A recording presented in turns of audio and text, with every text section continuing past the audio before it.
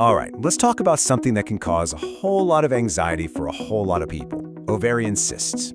You hear the term, and your mind might start racing. But are they really something to worry about? We're going to separate the facts from the fear. So, this is the big question, right? The moment a doctor mentions the word cyst, it's easy to jump to the worst-case scenario. So, let's get right to it. Should you be concerned? And the answer right up front is usually no, not at all. For the vast majority of people, ovarian cysts are just a super common, totally harmless, and often completely unnoticed part of your body's regular monthly rhythm. Let's break down why that is. Think of your menstrual cycle as this incredibly well-organized, complex process. It's amazing. But like any complicated system, sometimes there are tiny little hiccups along the way. And that's exactly what most ovarian cysts are, just a normal, temporary hiccup. Okay, so let's walk through this real quick. Every month, this tiny little sac called a follicle starts to grow on an ovary. Its job is to get an egg ready for ovulation. Now, in a normal cycle, that follicle pops open and releases the egg. Boom, done. But sometimes you get a little hiccup. The follicle just doesn't burst. Or maybe it releases the egg but then seals itself back up. When that happens, it can fill with fluid. And that's when it becomes what we call a functional cyst. So, what are we really talking about in terms of size? Well, a normal follicle is tiny. We're talking just a few millimeters, maybe up to a centimeter. To officially get the label cyst, that fluid-filled sac has to be at least 3 centimeters. But even then, most of these functional cysts just fade away on their own in a few weeks, and you'd never even know they were there. I love this quote from Dr. Mary Jane Minkin because it just hits the nail on the head. The very process of ovulation, a totally healthy and normal process, creates the perfect conditions for these cysts to form. So see, they're not a sign that something's wrong. They're more like a byproduct of a system that's working exactly as it should. So, we've covered those hiccup cysts, the functional ones, and they are by far the most common. But, they're not the only type out there. Let's meet the rest of the cast, so to speak. So besides the functional cysts we talked about, there are a few others. And dermoid cysts, for example, are pretty wild. They actually form from egg cells and can sometimes contain tissues like hair or even teeth.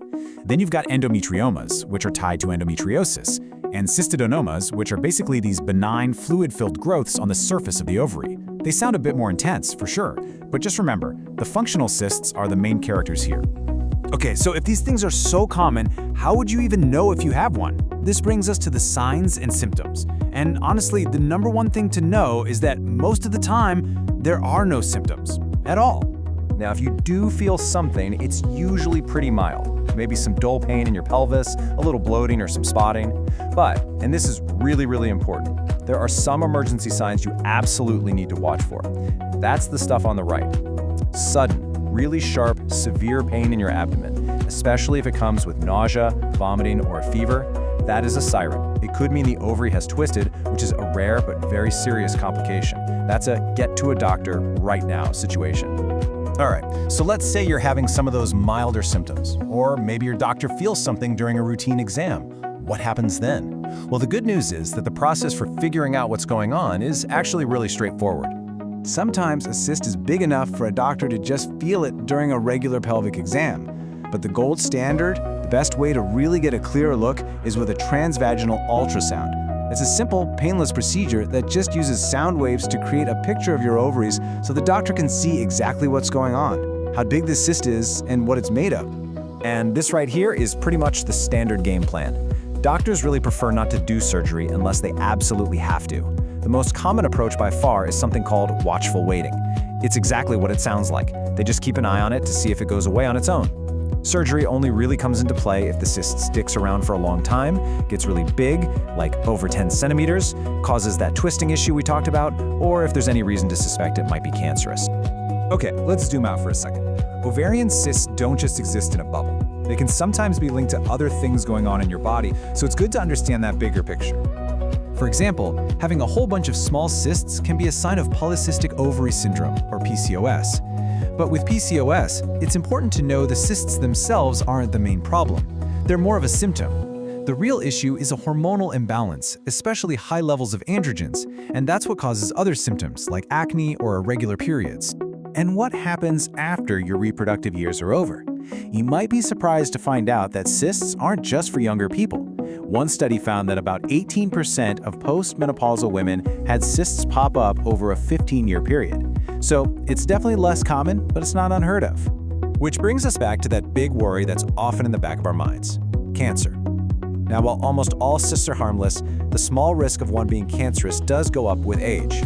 As you see here, about half of all ovarian cancer cases happen in women over 63. This is exactly why doctors pay close attention, especially in postmenopausal women.